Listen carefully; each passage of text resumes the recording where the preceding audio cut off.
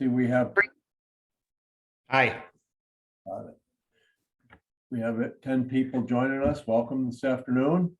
Let's see, we got a couple. Let's see if we have anybody in the chat. Does anyone have sound? Can everybody hear me?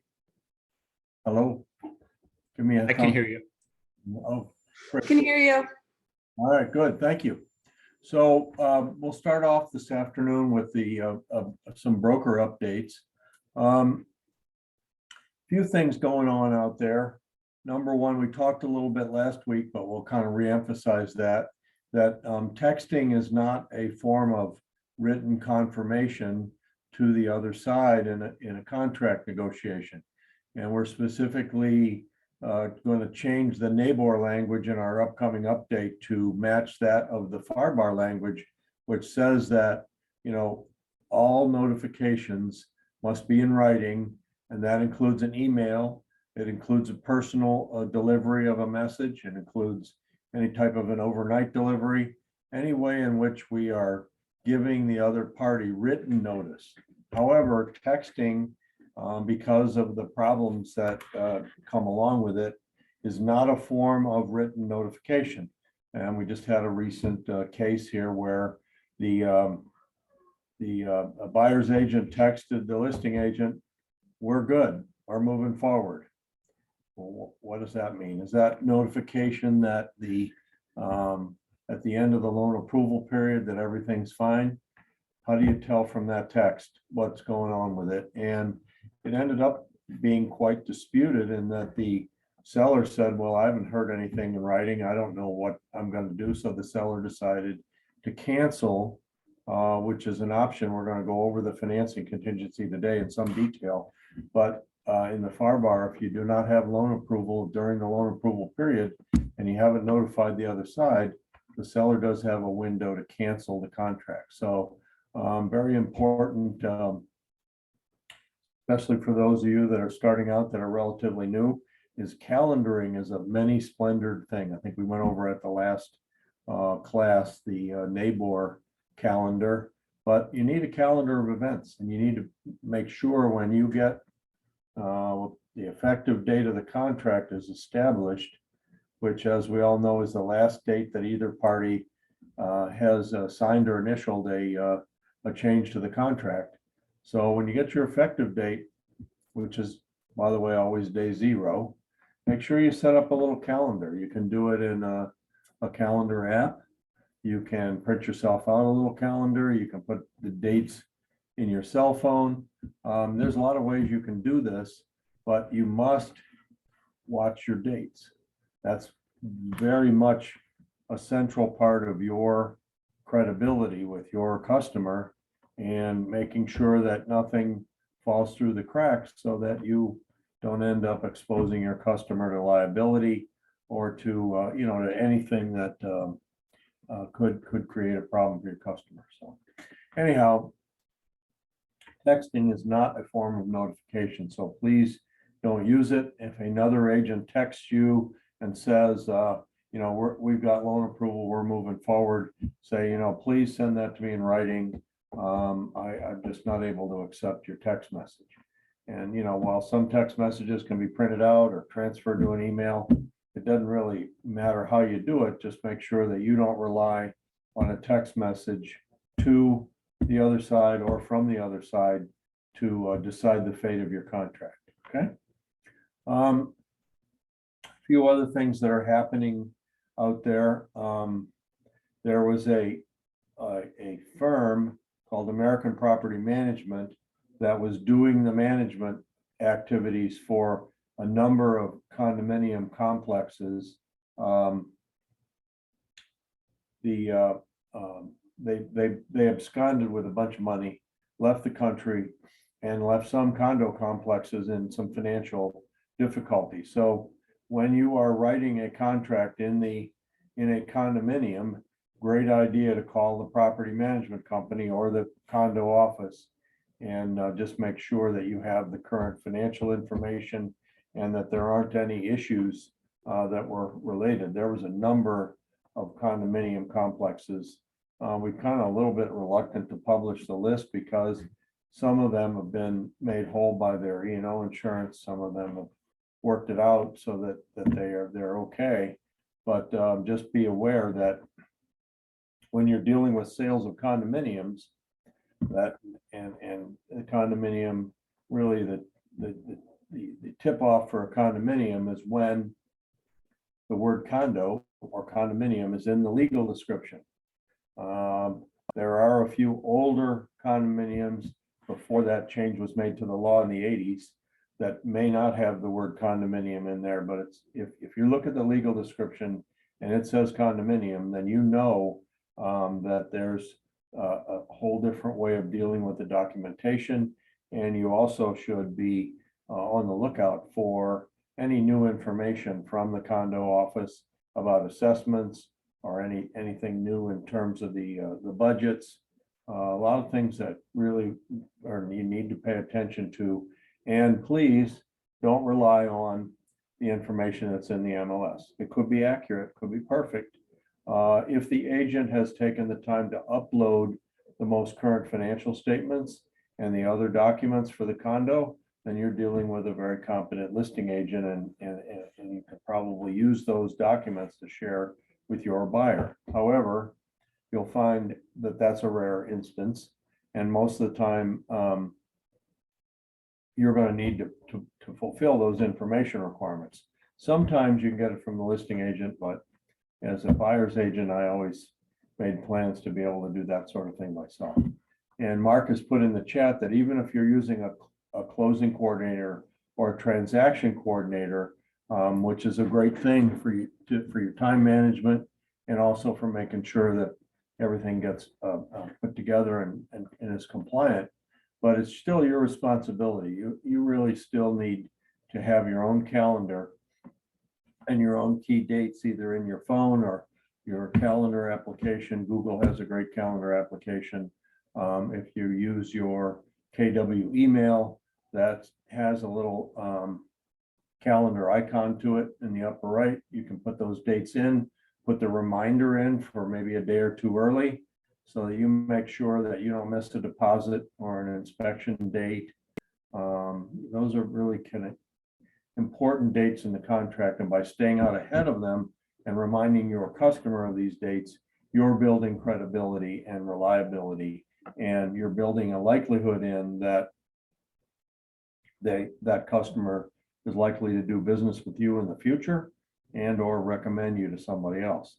And that's really all we have. We don't have a 401k or a guaranteed retirement plan, but we have good practices. We treat customers fairly with respect. We stay out ahead of the critical dates, and then we're building a legacy. We're building a reputation. We're building a reason for people to do business with us in the future. So very, very important. Also in the line of condo documentation and condo questionnaires is some recent changes to the laws, not necessarily going into effect until usually July 1st, but there were some changes in the Florida legislature this year to require inspections of buildings and to require the dates and results of those inspections to be made available to the homeowners themselves and to a potential buyer. So there are now some concerns.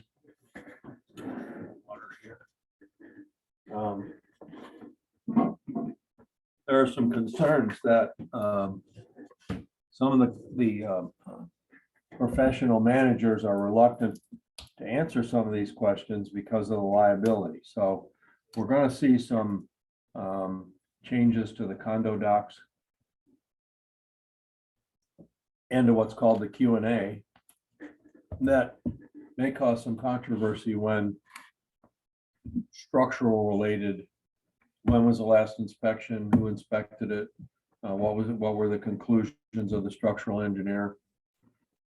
And although the building codes in our market are, I think, substantially better than those on the other coast, especially the older buildings, we're still going to have to face the same regulation. Obviously, the pendulum swings. When that building on Miami went down, they discovered that there were a number of requests for assessments that were voted down by the by the owners, and there was a substantial number, several $1 million of what they called deferred maintenance, because they didn't have the money to do the maintenance that was required, and all that built up, and unfortunately, we lost 100 lives out of it. So you're going to see the condo laws changed and strengthened. It's probably going to be a little more complicated to get the condo questionnaires filled out for those that are using financing. So just a heads up, you're working with a condo, either buying or selling, just make sure you understand that things are changing and that it may take longer to get all the documentation prepared and signed off for a loan. And if your customer is insisting on using a lender from out of our area and out of our market, try to do whatever you can to offer them an opportunity to talk to a local lender. We've had a lot of cases where the property goes along, the lender's working on it, and then all of a sudden they come up and say, gee, I'm sorry, I know I've been your banker in Illinois for years, but I can't write this loan for you. So be aware that out of state and out of area lenders often struggle to write loans in our market, especially within condos and also to some extent within HOAs. So I'm just trying to give you some things to consider when you're out there and you're working with a buyer on a condo, or you're working with it for a listing in a condo or an HOA. You know, there's added complexity, and there've been some new laws that are going to be on the books here shortly. Mark, you got your hand up, sir? Yeah, I was just going to add, Jeff knows, but maybe the rest of the people don't know. I've been in full-time in real estate in Naples for 27 years. And I still get people who ask questions that I wonder whether the rest of you encounter the same thing, but people want to put you on the spot to answer a question about a condominium association, about insurance, about a homeowner's policy, about interpretation of the contract. And be very careful about that, as I wouldn't want another party to rely on my interpretation of condominium rules or homeowners association rules, or whether there's sufficient amounts of money in reserves or budget. Is I connect them with the source. I refer them back to the party that has the direct information. I had a listing agent ask me a buyer's agent asked me a question about one of my listings. And I said, you need to contact the property management company directly and have your client speak directly to them to get the answer, because you wouldn't want to rely on my interpretation or my answer. And what happens if it's wrong? So better to get the two parties directly together. Be the source of the source, all right? Never be the source. You can avoid being the source of, it really doesn't make too much a difference of the subject. We are not the source of information. We are the source of the source, and we can always refer a customer to an accountant or an attorney or a property manager that can answer these questions. But the minute we become the source, or are perceived to have been the source, we expose ourselves to a lot of liability. And again, what we're trying to do throughout the course of the transaction is build rapport, build trust, and build a relationship that will last well beyond the current transaction. So there you go. Yeah, I think in this particular case, they were asking about a roof assessment and whether or not there was going to be a roof assessment. And I said, it was my listing. And I had information from the property manager, but I said, you need to contact the property manager and get a direct answer from them that you can rely on. Excellent. Great input there. I want to show you a screen that I brought up several times here, but I want to go over this again. I'm becoming increasingly concerned with the number of people that are waiving inspections. Obviously, that I'm do the compliance, so I look at every contract. And if you submit a contract for compliance and your buyer has decided to waive inspections, I'm going to ask you to have them sign this notice prior to approving your DA for payment, because I'm becoming increasingly concerned that someone's going to waive inspections either to make their offer more attractive to the seller, or just because they're like, hey, this place is new, I don't want to pay for an inspection, I'll run the risk.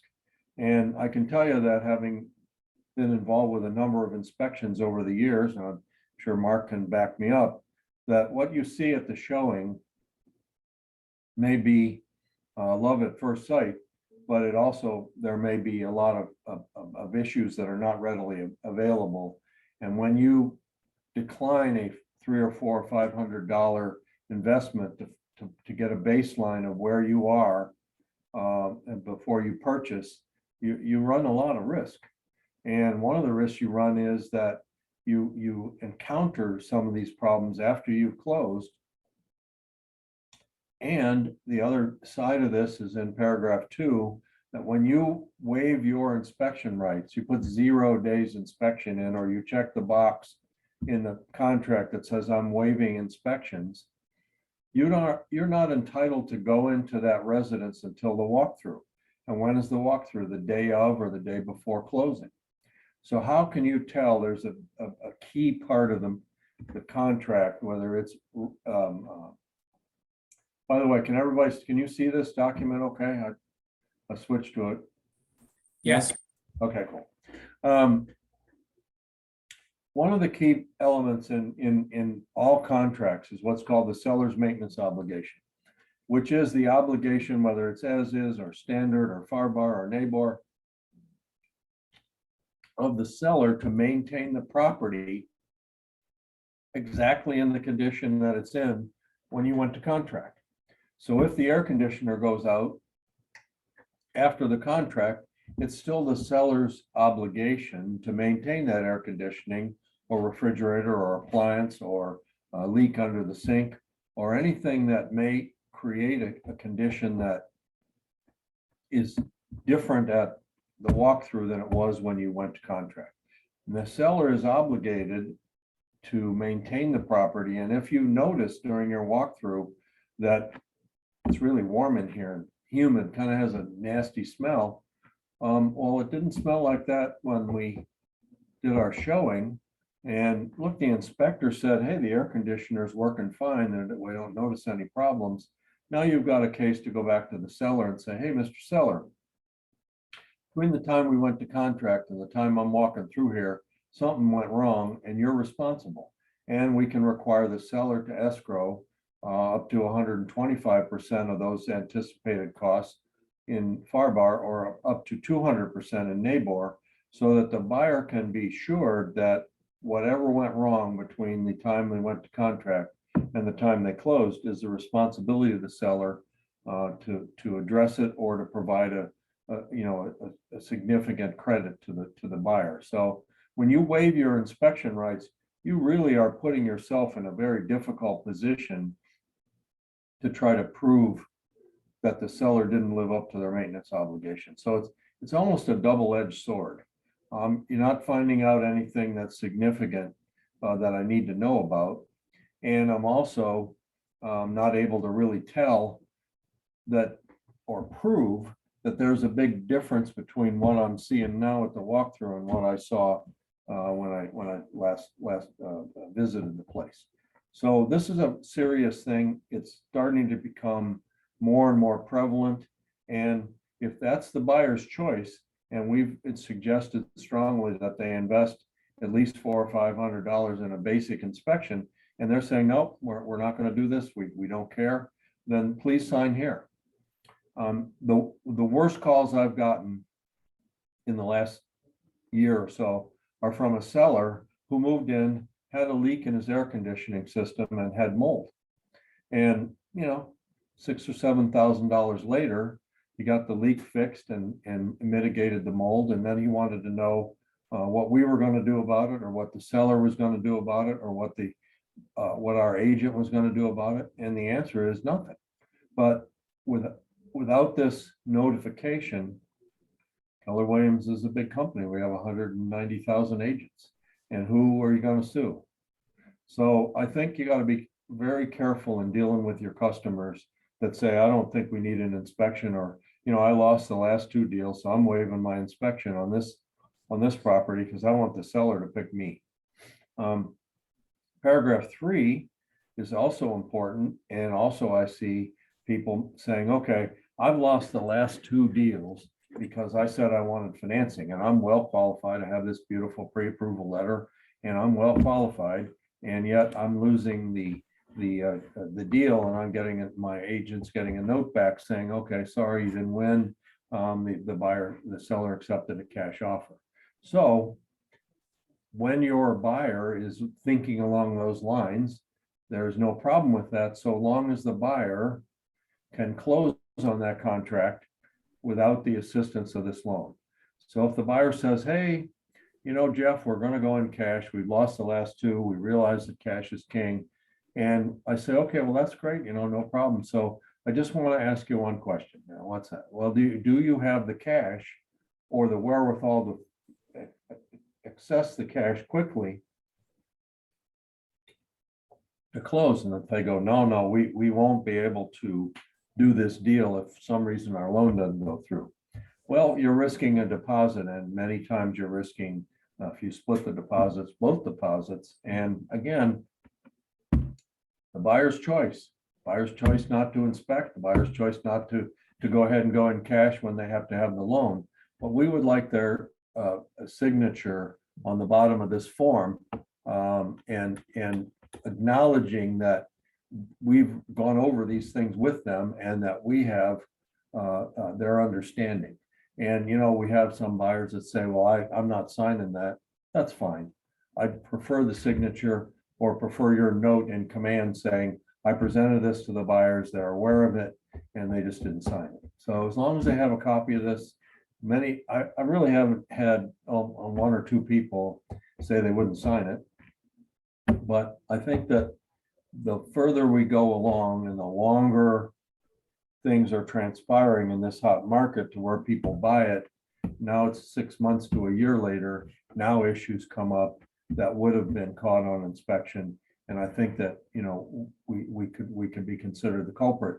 And I don't want you to do that. I don't want you to have that a problem with your customer. I don't want your customer to have problems.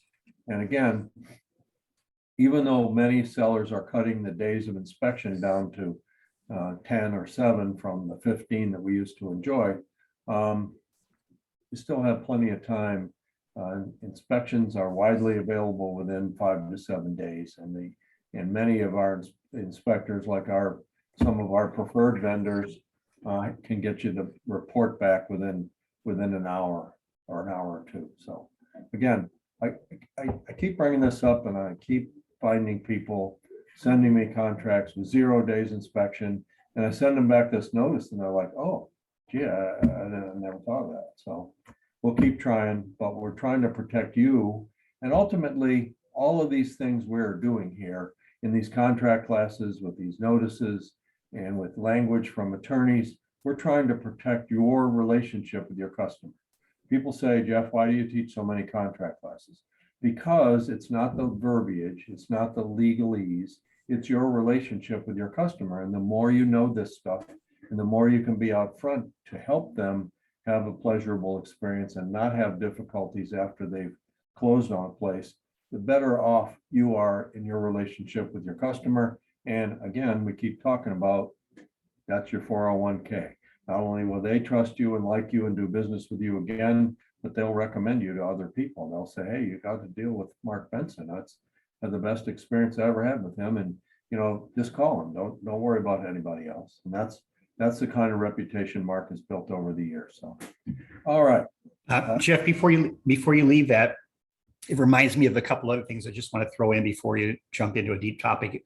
Is I see contracts, especially when I have the listing and it's offered furnished or turnkey furnished, and a buyer's agent will write the contract for my listing and say, furniture as seen on such and such a date.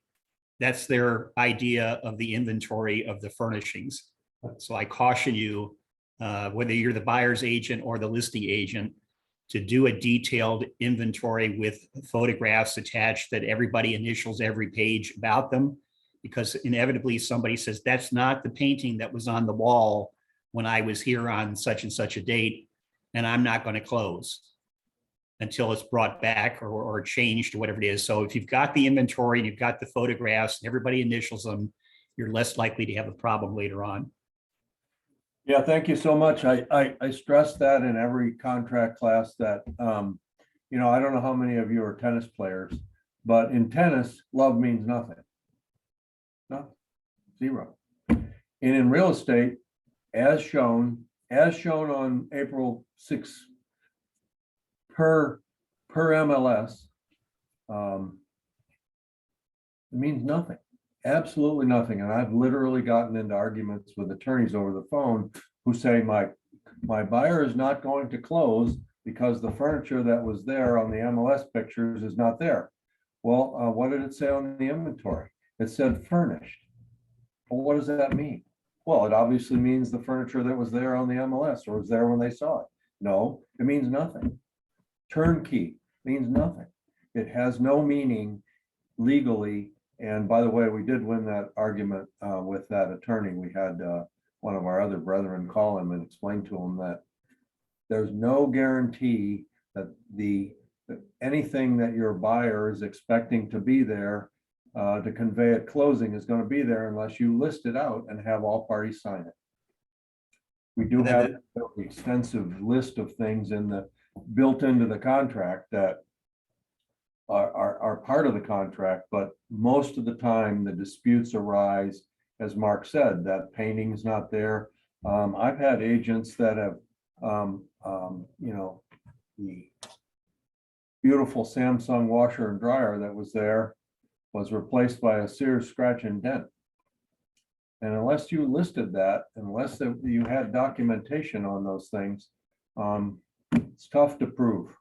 And a written inventory that's signed off by both parties is always your gold standard. And even though it's a drag, and even though you'll find listing agents that don't provide those inventories to you, it's only going to take you a little while to go over there with a form that we have in the library, plus maybe a camera, and get those pictures, get everybody to sign them. And then again, you really protect your buyer. And for that matter, your seller. Your buyer's saying, well, you know, in the contract, that TV, that 73-inch plasma sitting over the top of the fireplace, I expected that to be there. Well, was it in the contract? No, the bracket could be there, but not the TV. So really, these are things that we stress every week and in every contract class. And the reason we do them is because we've seen the mayhem and ultimate disasters that occur when these things aren't there, and your buyer's spending a lot of money to close on a place and expecting those things. And then we've also heard about instances where agents decided that they would kick in to address some deficiency or a missing item or something, and it might be rather small, like maybe a ceiling fan is missing. And so the agent says, I'm going to pay for the ceiling fan, give you a credit, or that I had one time where there was a faucet that was defective, and it was like a gold-plated faucet, and the seller replaced it with the least expensive faucet that they could get that would work from Home Depot. And you might go back and say, well, okay, well, I'll give you some money so you can get another gold-plated faucet. Problem is, that's a slippery slope. Is what happens when the pool heater doesn't work, and you go before the judge, and the judge said, well, you paid for a faucet you replaced. Where's your limit of liability? You know, is it $150? Is it $500? Is it $1,000? Is $5,000? So once you agree to pay for one thing, you open yourself up to responsibility for paying more things. Better to give a home warranty and let the seller or the buyer work out those issues rather than being specific about a defective item. Yeah, the nice thing about home warranties is that the basic home warranty, no matter which company you get it from, is $400 or somewhere plus or minus. And you know what? You can deduct $25 for a closing gift on your tax return.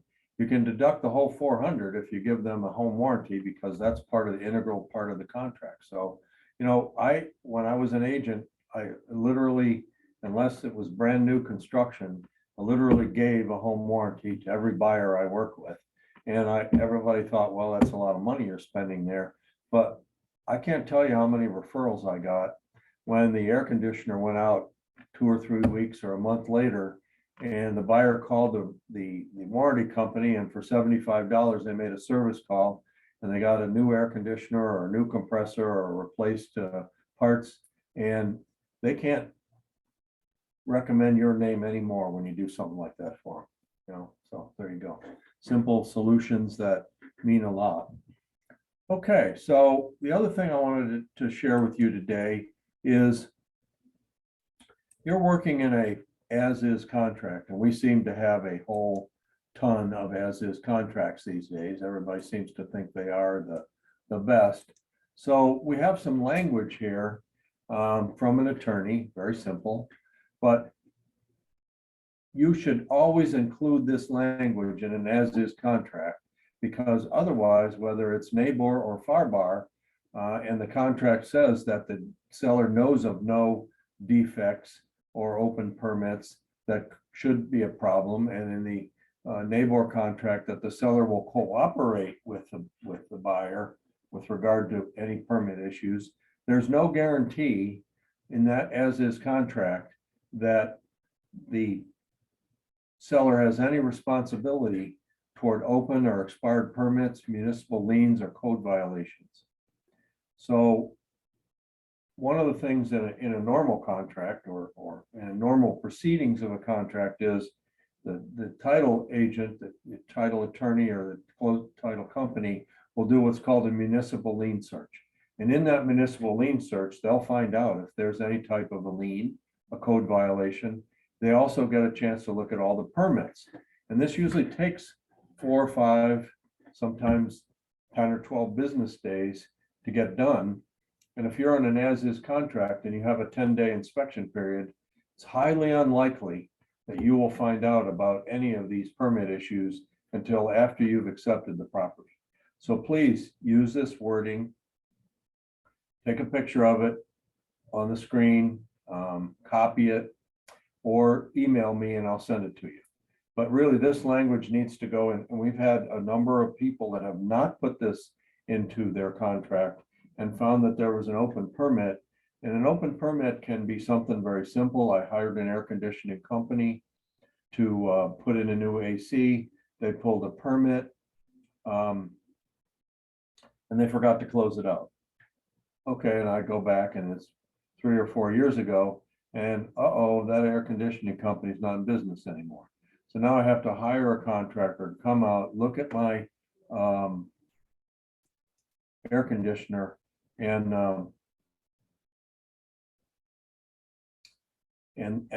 that's where you can get into trouble. So try to put some language in there. We've gotten this from an attorney. You can't make it a whole lot more simple than that, but it needs to go in every as-is contract. And in the chat, Ramona says, what is the difference between Farbar as-is versus as-is right to inspect? They function the same in that the as-is contract does provide, unless you waive the inspections, which we just talked about, does provide for a period of time for the buyer to inspect the property, and in an as-is contract to walk away for any reason or no reason prior to the end of the inspection period.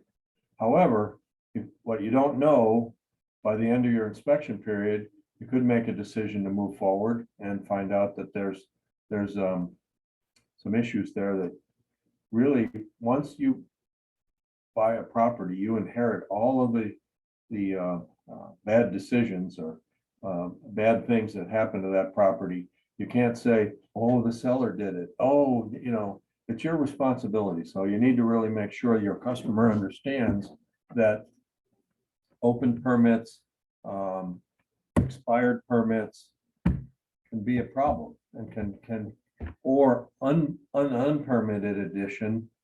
You walk into a home and there's a step down to the lanai, and it's all enclosed. Sliding glass doors, beautiful. that is an unpermitted addition, more than likely, because the only way you'll get a permit to extend your lanai is if you make the floor the same level as the main floor. Other things can happen when you enclose a lanai. Did you beef up the air conditioning? Well, no, it's very cool out there. Well, your air conditioner was not designed to cool an extra 1,200 square feet. And therefore you could run into an issue where your air conditioner is not working properly or not designed enough. So be careful of this. You can't underestimate the damage that can occur. And again, we're talking to you about your relationship with your customer. I'm going to show you one other piece of legal language that we have from one of our attorneys. So a lot of people now are talking about appraisal gap coverage.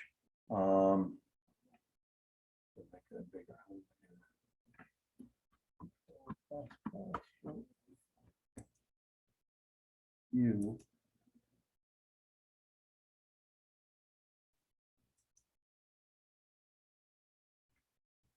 I don't know whether you can read that or not. I'm trying to make it bigger. No, I can do this. So anyhow, this is language we've gotten from one of our attorneys. Let's see if I can make it bigger. There we go. You see that better? Okay. So basically, appraisal gap language says that the seller may say to you, I'm not accepting any type of financing contingency that includes an appraisal difference. Now, that being said, in our market today, we are finding, Mark, you can please comment on this, but we're finding that appraisals are, for the most part, coming back pretty much at the contract price. This is because we've gone through a period of pretty heavy price increases, but now we've had enough closings in these communities to where the prices have reset.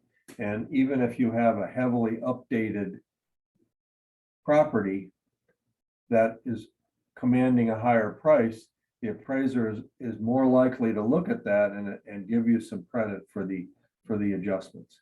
So if your buyer is going to agree to a appraisal gap or waiving the appraisal contingency, you can use this language. Again, I'll be glad to send it to you. The last sentence basically is when the buyer elects, in the event that the appraisal shows a lower price than the purchase price, buyer shall pay the difference between the purchase price and the amount approved based on the appraisal in cash at closing.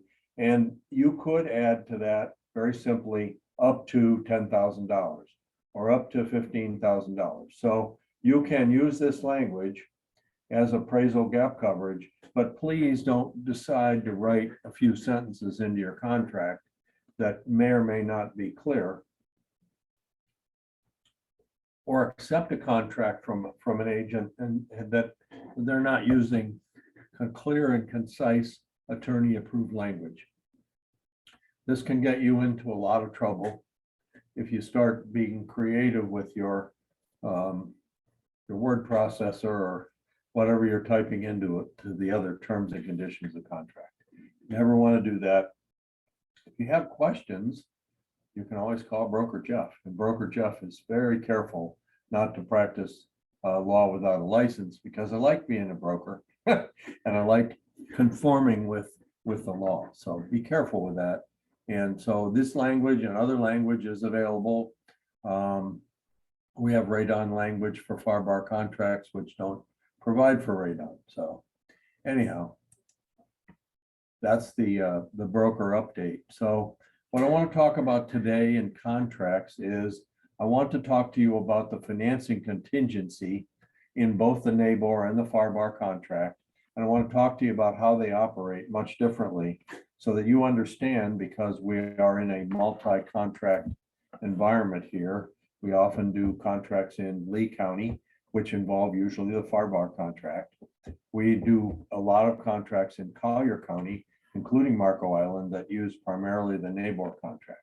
So what I'd like to do today is go through, I've developed these little flow charts that attempt to translate the words into a diagram that you can relate to a little bit better. And yes, I will send you these diagrams. If you just send me an email and say, I'd like to see them, I'll be glad to share them with you. But I found that it's easier in many cases to talk a little bit about the differences in terms of a flow chart than it is to try to read the words. So it says you can see, everybody can see that okay? All right. So this is the financing contingency simplified. And you can see that it's very simple. Just follow the roads. But in all seriousness, let's talk a little bit about how the financing contingency operates in the NABOR contract. So first of all, we start off in paragraph 4, I guess, with the loan application. Your buyer must be diligent in making that application. And I believe it says, you know, that if you don't put a number in there, it's within 5 days of the effective date of the contract. Yes, we have had people that stalled around, brought in a designer, did a bunch of things and never applied for the loan, and then decided that they didn't want to move forward. And they got a letter from the lender saying, oh, I'm sorry, that this buyer's not qualified. The buyer was not diligent. The buyer did not apply for the loan within 5 days or whatever they put in there. I think they defaulted to 5 days. They waited almost 3 weeks. And the seller, when they got that fairly weak letter from the lender, which also doesn't conform to the contract, said, you know, nuts to that, and filed a lawsuit against the buyer, and the buyer lost their deposit. So there you go. The buyer must be diligent. Okay, so in the default value for the NABOR contract is 45 days from the date that the loan or the effective date of the contract to the financing contingency date. Now, let's talk about that. It defaults to 45 days. Many people are looking for shorter time periods than 45 days. They're looking at loan approval in 30 days or 40 days. So that is a default value in the NABOR contract. And when we talk about the financing contingency, it is a very key date in the contract. And for a long time, buyers were reluctant to waive their financing contingency.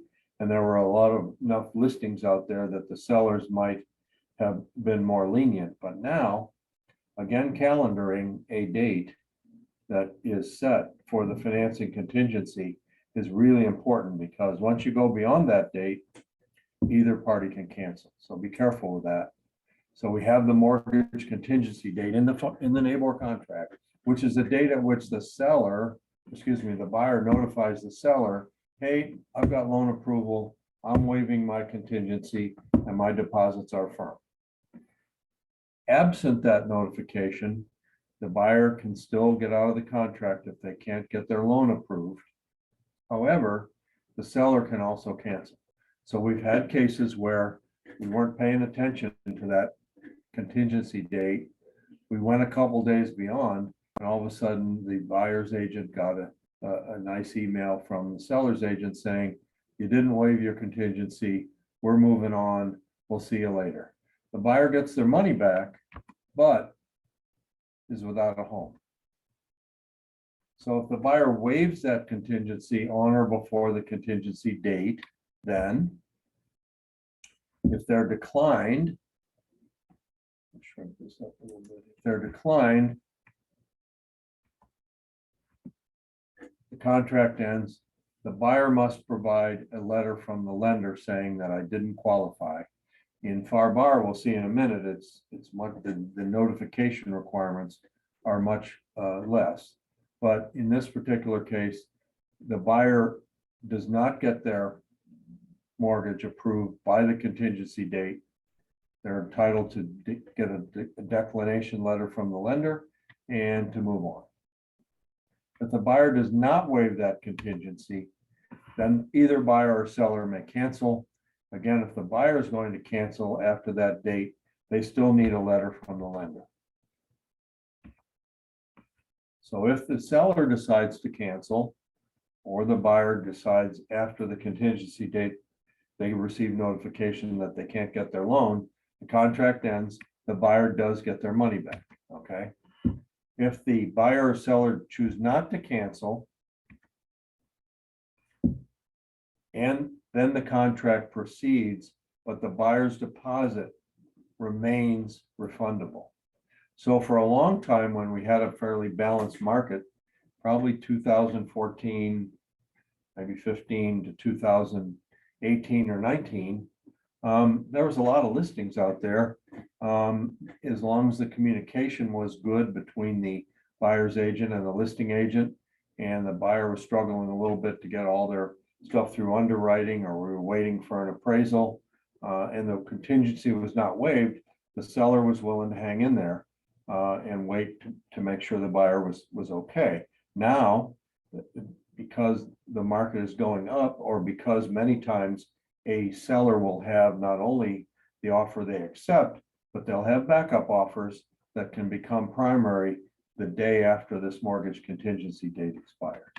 Okay, if the buyer waives the contingency, then the contract proceeds, but now the buyer's deposit is firm.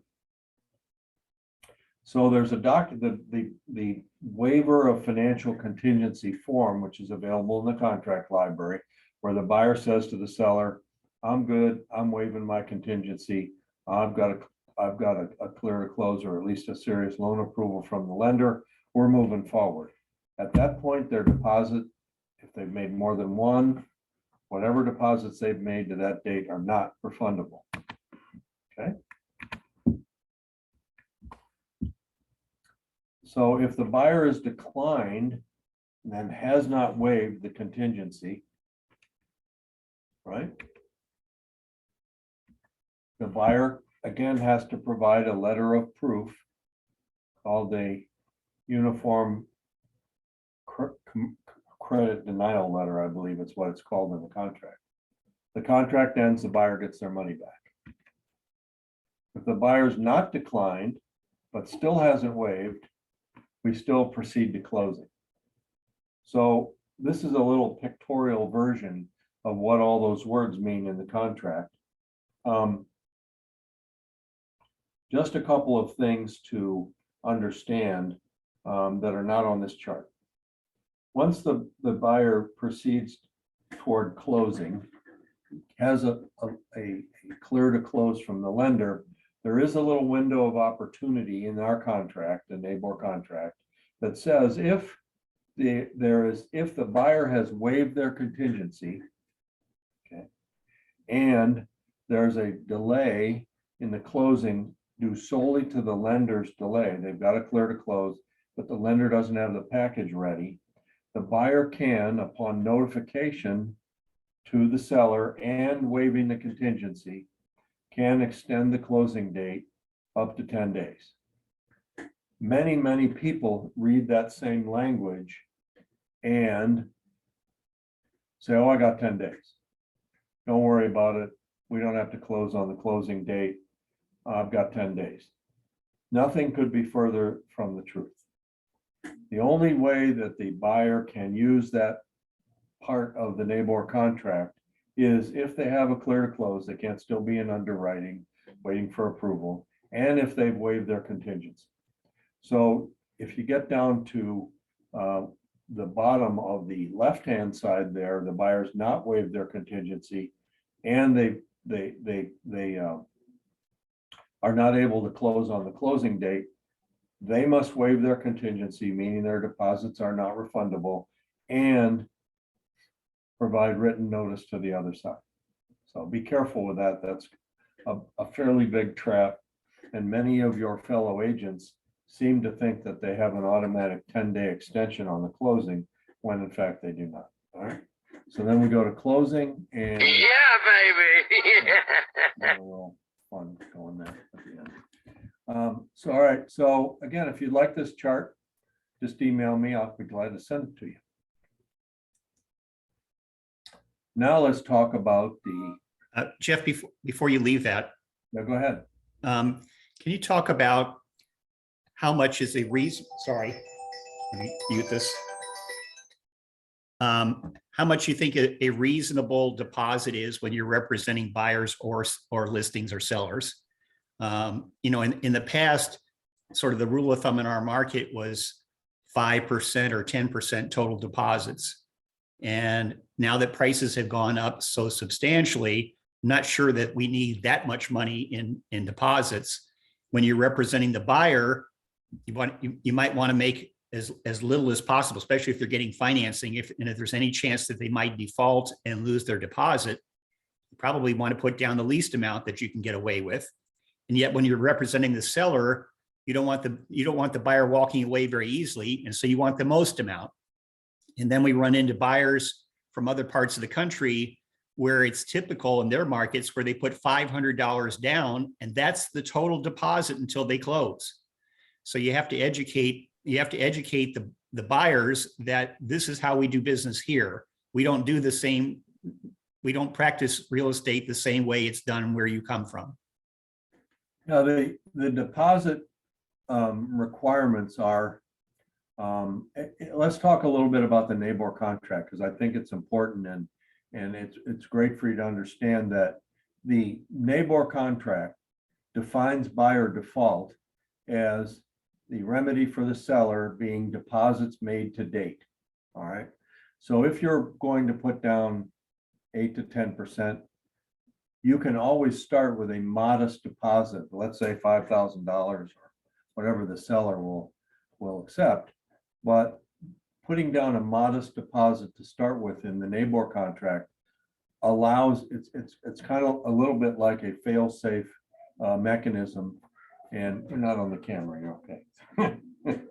So anyhow, the buyer you can protect your buyer a little bit by saying, okay, let's put a modest deposit down in 3 days, and then let's put a substantial deposit down at 20 days, or whenever your inspection period's over, you've had a chance to ask the seller for any type of repairs, and you work that out to the point where now I can put a larger deposit down. Mark, I still think some sellers like to see 10% down.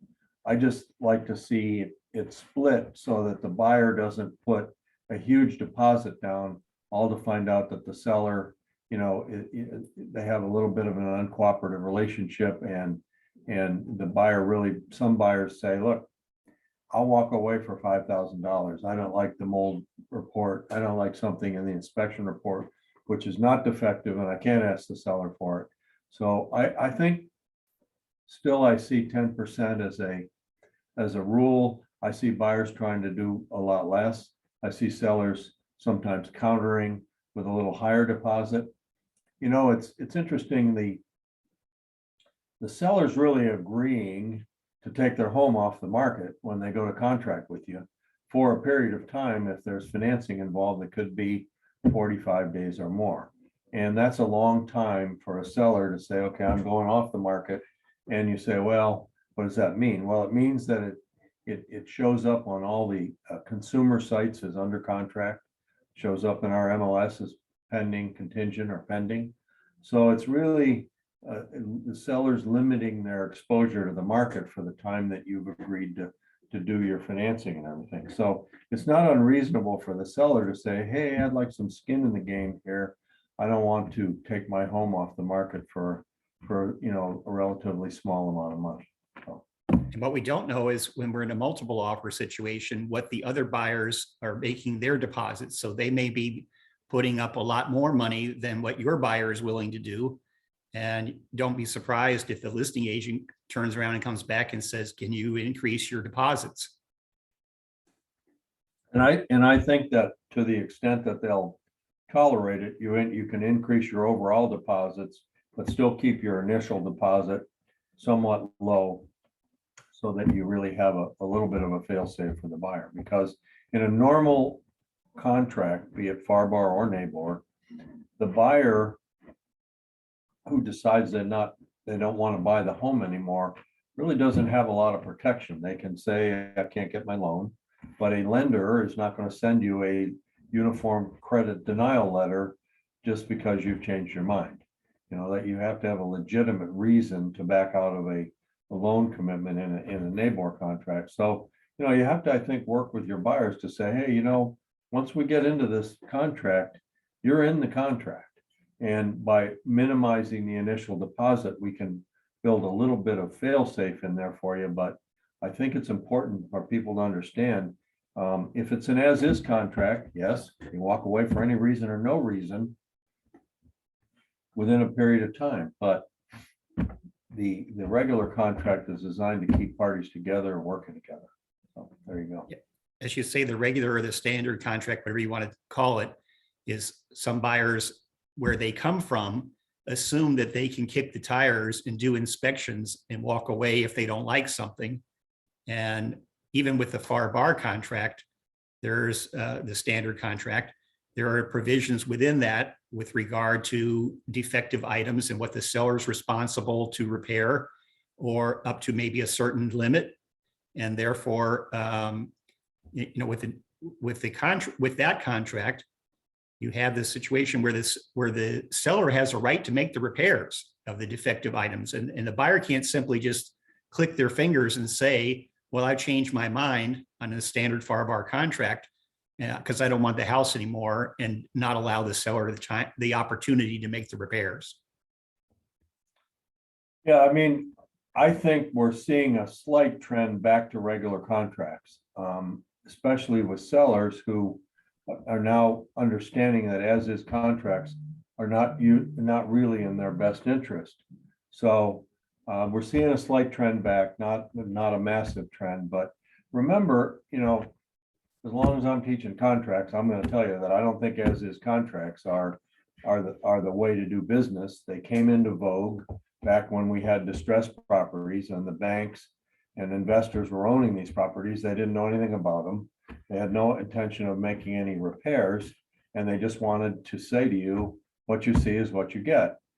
We've morphed that into our world to say, okay, the buyer wants the ability to walk away for any reason and no reason, but 9 times out of 10, or maybe I don't know what that is, 8 times out of 10, they're going to come back and ask the seller for repairs. Does the seller have to make the repairs? No. But if they're asking the seller to repair an item that's defective and the seller has been notified it's defective, there's a little bit of thinking that, hey, now that I know that it's defective, then I have to disclose that to another buyer if I refuse your repairs. But the key, if you're doing as is, to make sure, if you're doing as is and you're saying, I'm paying a lot of money here, I want these things repaired, you can only do that by sending an amendment to the seller and having the seller accept that amendment prior to the end of your due diligence period. It's not a normal process where in the normal contract, you have X days to inspect. You have 5 days after that to make your request for repairs. The seller has 10 days to respond to you. And then if the seller responds, I'm not fixing defective items, the buyer does have a small window of 5 days to cancel. But the idea of keeping a deal together and the idea of having standards for what's defective and what's the seller's responsibility to repair to what's cosmetic, which is normal wear and tear, torn screens, cracked, you know, cracks in the tile, normal wear and tear items are not a responsibility of the seller under the normal contract. Under the as-is contract, the seller's not responsible for any repairs whatsoever, but many times the buyer will ask, or for a credit, or for a reduction in the price. So the as-is contract, to me, is not a great thing for the seller, because the seller doesn't know when they accept the contract what they're going to get back from the buyer. They, you know, the air conditioning could be working perfectly, but the top grill is rusted, and the buyer says, oh, I want a new air conditioner, I want a $10,000 credit. You know, at that point in time, now the seller's in a situation where I've taken my place off the market, I've acted in good faith, I've kept my place in good shape, and now the buyer's asking me to repair things or give me a credit for something that I don't have any intention of doing that. So now I've got to go back on the market, new showings, new offers, all the stuff I went through to go to the contract in the first place. So these and many other reasons are the reasons that I'm not a fan of as-is contracts. I really honestly believe that it's lowered the level of professionalism in our industry to be take it or leave it. I'll walk away for any reason with no investment at all. So there you go. End of soapbox. There was a rash, I understand, on Marco Island of buyers making offers on multiple properties with as-is contracts and tying them up for 15 days and giving themselves an opportunity to look for more properties. And then they would just terminate the contract during the inspection period. So that's maybe another reason to try to lock in something a little more substantial. So, the catch-22 in all of this is you can put in your listing agreement and you can state squarely that the seller will not accept an as-is contract. But what did we learn in real estate school? Every contract has to be presented. So if you're the listing agent and the buyer's agent sends you over an as-is contract, you still are obligated to present it to the seller. And many times they'll put a fairly large number on the contract that maybe exceed any other offer you get. But as you say, and I've had it happen to me, the agent calls and goes, hey, I'm under contract with this buyer, but now they've gone out over the weekend and they've asked me to see another house. They like that better. What do I do with the first contract? It to me is not a particularly fair a way to do business, and it really has created some issues. I think, Mark, you had one where you ended up looking at a property that had been on and off the market three or four times, and you called the listing agent, and the listing agent said, hey, these are all people that just put a big contract in there and then walked away. Yeah, that was the one I was mentioning. All right, so let's talk a little bit about Farbar. I'm going to go back and share my screen, and hopefully there we go. Okay, play that baby.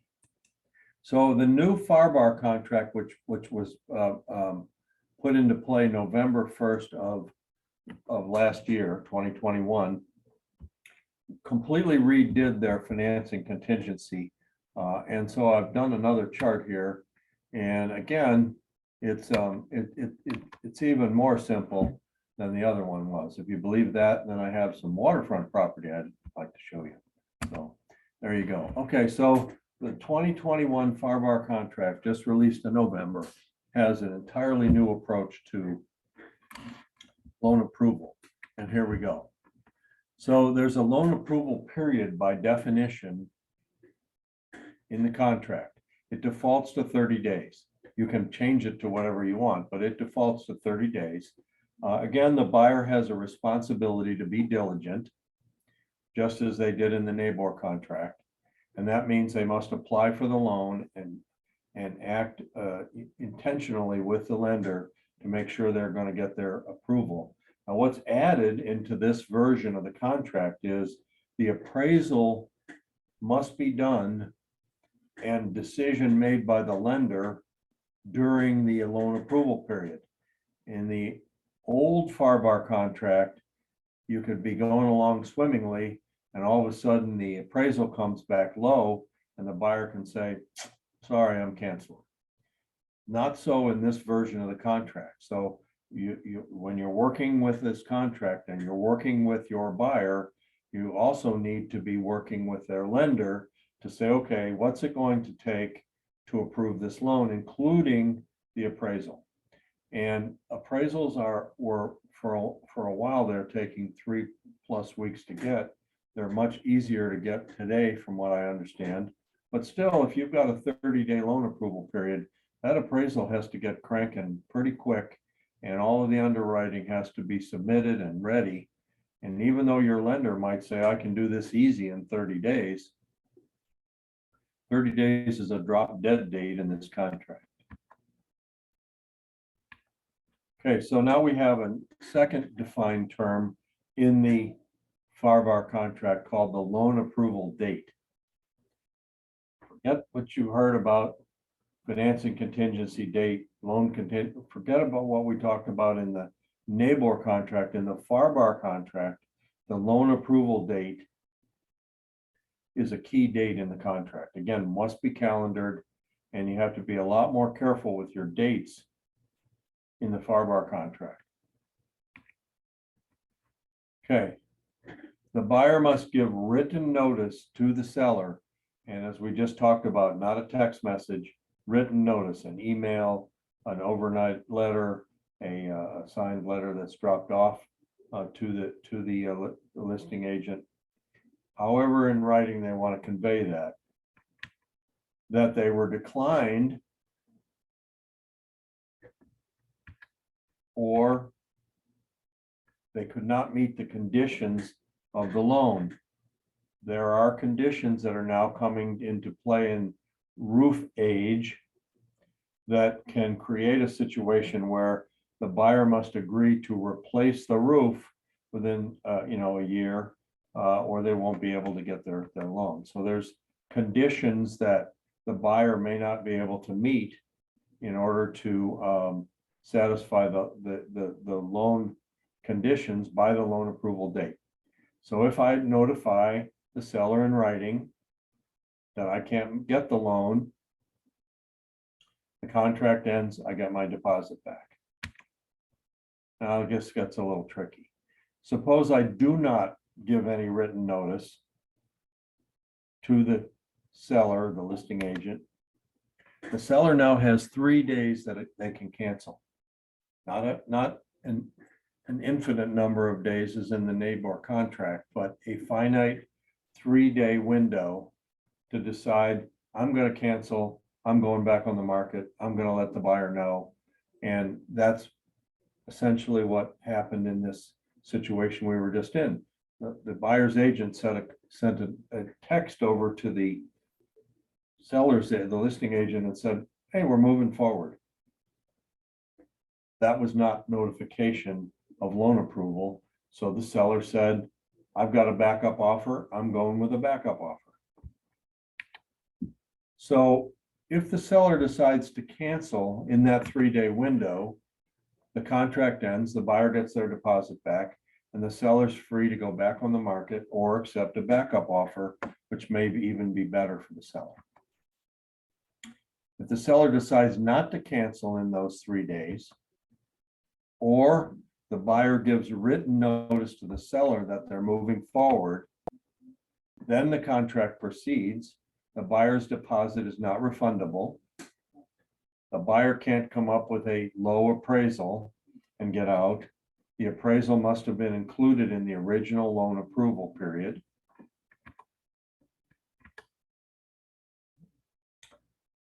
Or there could be a small window of opportunity or lack of opportunity for the lender to come back and say, you really need to replace the roof, or there are certain conditions in your home that we've discovered that will not allow us to approve your loan unless you agree to certain things. Pretty much roof issues here that get discovered later after we pass the loan approval period. The buyer does have a window of opportunity to get out. They can't meet the property related conditions that have come up. Or there is no property related conditions, but what happens if we had rider V in the contract that had to do with the sale of the buyer's home? So we come to this point, a buyer says, my home sale's not going through. I'm not going to be able to qualify for the loan because my home sale fell through or is not going to close in time. Then yes, under the terms of the Farbar contract, I can get out and I can get my money back. So absent any of those things, I'm proceeding in the contract. I've got loan approval. My deposit is firm. I don't have a property related condition. I go to closing. Yeah, baby. There we are. So again, this functions much differently than the NABOR contract. There is only a 3-day window for the seller to cancel if the buyer does not notify them of their status by the loan approval date. Okay, so what's about 6 paragraphs of somewhat complicated legal language, hopefully is made a little bit easier to understand by this diagram. It's still, you know, a little bit complicated, but I think if you got this diagram and you followed it, you'd pretty much be able to understand where you are. And again, the loan approval date, the loan approval period, the seller's window to cancel, all important dates in the contract, okay?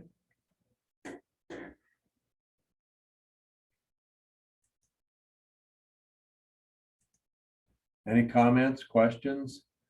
No, I don't see anything in the chat. Everybody says this is clear as mud, Broker Jeff. Thank you so little. Anyhow, these flow charts are available to you. Just let me know if you'd like. I'm glad to share them with you. All right, so we're at 2:46. I finished a little ahead of my time, and so this would be a great time if you want to cover a different topic. If you want to discuss anything that's been going on in your world with contracts. Or we can end a little bit early today. Mark, you have anything? I was going to say, rather than emailing out, is it possible to upload that buyer notice about the waiver of inspections to Docusign?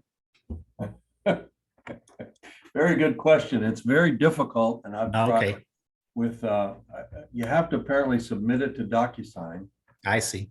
and they put it in. I've been working with Anthony and our tech guy. There is a path, but it's not real clear. So I am working on that. I would rather have it up there along with a couple other documents that we have. And maybe also in the Market Center intranet, there are resource and forms in there that, you know, what happens is I'm not at home on my laptop. Maybe I'm out in the office or vice versa.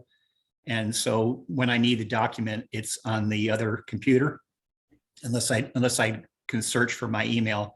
So it's nice when we can log into the intranet, no matter where we are, and find those documents. Yeah, I'll do that. I'll put it, I think we have a Google Docs library. I could sure put it in there. And that would be easy enough for me to do. So I'll try to get it there. As I say, I've been trying for quite a while to be able to get it up there. But in the meantime, if you submit a contract, I will, with a 0 days, I upload it into your opportunity. So you can, you know, make it easy for you to sign there. So anyhow. I think within Docusign, we can also upload, it's like our own personal library. So for those of you that get it from Jeff, don't leave it only in your email or on your hard drive, but upload it into your personal forms. Yeah, appreciate that. That's I like to say, I'm hoping that I can have that done in a short period of time there. Trying to get these emails out of the chat here and into my. I had, while you're working on that, I had a situation that came up this weekend, and it got worked out, thankfully, with the help of an attorney. But the MLS said seller to replace roof.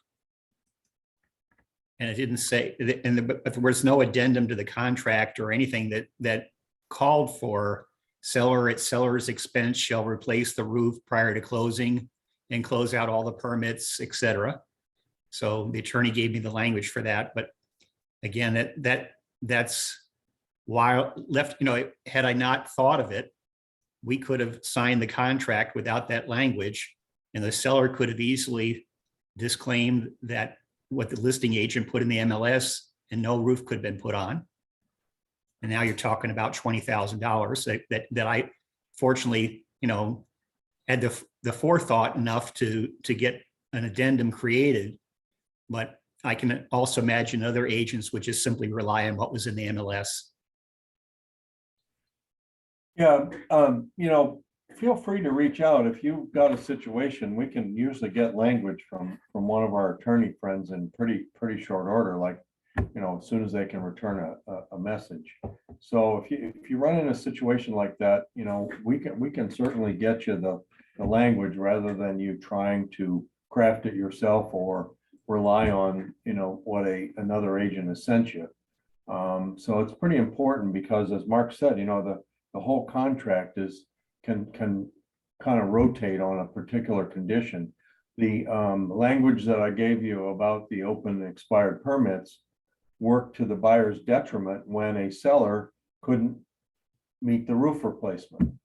The tile, there were delays and the tiles were ordered. So now this buyer keeps pushing their date out. And now, of course, if you watch what happened to rates, now their rate lock has expired. And they could have gone and said, look, we require the seller to close all open permits. Well, there was an open permit for that roof. And they could have said, hey, you can't meet the terms of this condition of this contract as written, we're going to cancel. So, be careful that you try to include these things and learn from what we're giving you in these classes, because you can help give your buyer quite a bit of leverage. In this case, they did not put that language in, and the buyer's stuck. He has to continue to extend the contract because the lender won't lend him the money until the roof is done. So these are things that we try to share with you so you can avoid the same tragedy that some of the other people are. Or you could imagine that the seller got their proceeds at closing and then they don't pay off the balance due to the roofer and they don't close out the permit. And now the buyer's hiring an attorney at an hourly rate to track down and try to get the funds to pay off the roofer and to close the lien, and they close the permit. And that's all, good luck trying to get the seller to pay the attorney's fees for the time that they have to chase all that down. Yeah, in this case, there was sometimes the roofer will file what's called a notice to owner, which is basically saying, hey, I'm opening a permit, and the title company usually will not close a loan or close it. It doesn't have anything to do with your title insurance. It has to do with a condition of closing, if you have that language in there, or if you're in a normal contract.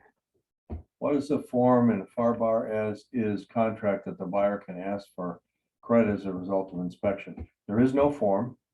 Please do not use the buyer's notice and seller's response. You have to write an amendment to the contract. And in the amendment, you have to ask for credit or state that you want the following repairs, and hopefully say, we need receipts and we need to use licensed contractors. If it gets real complicated, an attorney really should draw up that amendment. But you write an amendment and you have to submit the amendment and get it back from the seller prior to the expiration of your due diligence period. So the proper form to use, we went over it a little bit last week in the inspection PowerPoint, but you have to use an amendment to well, actually in Farbar, they don't have amendments, do they? They have only addendums. So use an addendum to the contract, and in there you say that the buyer requests the following repairs from the seller. Seller must use licensed contractors and provide receipts, or however you want to word it. And if it gets complicated, let's get an attorney to look at it. Most of your title companies have attorneys on their staff, and they can help you with that, and they will help you with that without additional charge. Now, if you need a separate agreement drawn up, or a separate estoppel or escrow agreement, obviously there's a fee for that. But a lot of times the attorneys will help you with language, rather than you get yourself in a situation where you write some stuff that's not enforceable and you end up in some trouble there. So, all righty. Anybody else? Thank you all. I appreciate your sharing and your time with us. I hope you've learned something from this, and enjoy the rest of your day and have a great week. Thanks a lot. Thanks, Thank Jeff. See you you. next week. Have a good day, sir. Thank you.